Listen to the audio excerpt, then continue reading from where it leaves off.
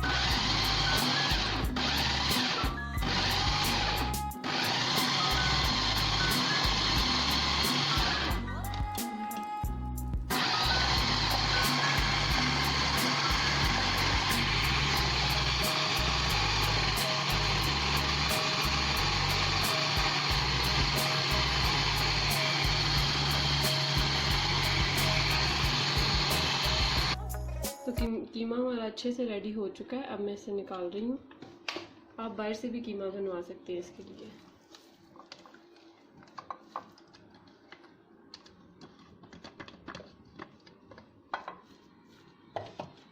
प्याज से इनको भी मैंने थोड़े सा जो गोश्त बचा था उसके साथ डाल के मिक्स करके इसका कीमा बना लूँगी।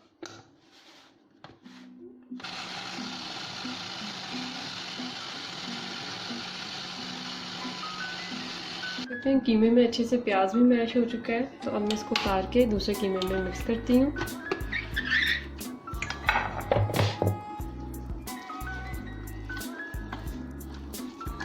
इसमें ज़्यादा प्याज नहीं डलता, बहुत थोड़ा सा डलता है।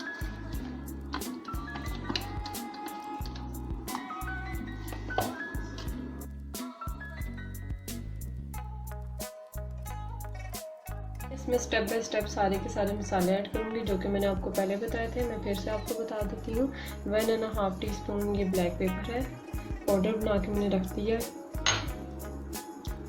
दड़ा मिर्च है 2 टेबलस्पून। अगर आप स्पाइस कम ज़्यादा करना चाहते हैं तो आप कम ज़्यादा इसको कर सकते हैं। मैंने 2 टेबलस्पून डाले हैं। ये ज़ीरा है, इसको भी मैंने कूट के रख लिया था, फ्रेश ही कूट के रखा था। ये भी 1.5 टीस्पून में इसमें ऐड कर रही हूँ। ये सूखा धनिया है, इसको भी मैंने कूट के रख लिया था, इसका भी 2 टेबलस्पून भर के मैंने इसमें ऐड कर दिया है।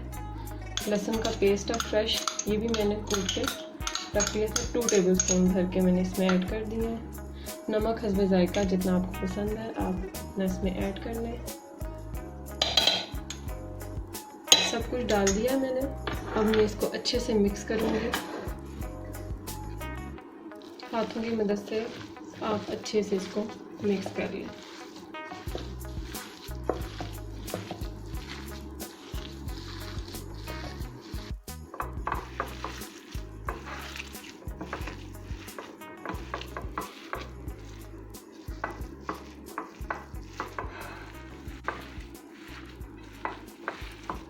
अच्छे से इसमें मिक्स हो गया, मैंने इसको मिक्स कर लिया। तो अब आप चाहें तो इसको सीख पे भी चढ़ा के कोयलों पे पका सकते हैं। अगर आपके पास कोयले और सीखे नहीं हैं तो आप हाथ में इनको किसी भी शेप में, गोल शेप में, लंबी शेप में, किसी भी शेप में आप इसको बना के हल्का सा फ्राई कर सकते हैं। तो चलिए अब मैं इसको हाथ में ही बना रही हूँ, सीख की शेप में, और तवे पे हल्का सा ऑयल डाल के इसको फ्राई करूँगी।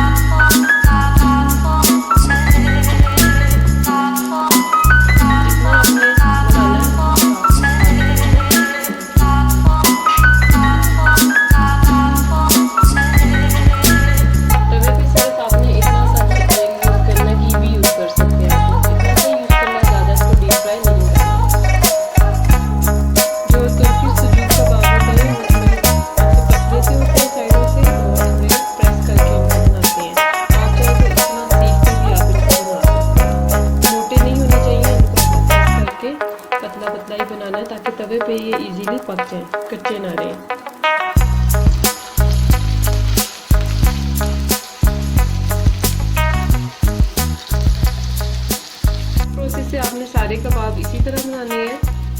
बहुत ही टेस्टी और बिल्कुल कच्चे नहीं रहेंगे। अगर आप इस तरह से इनको पतला करके बनाएंगे तो ये अंदर तक अच्छे से पक जाएंगे और जूसी कबाब बनेंगे।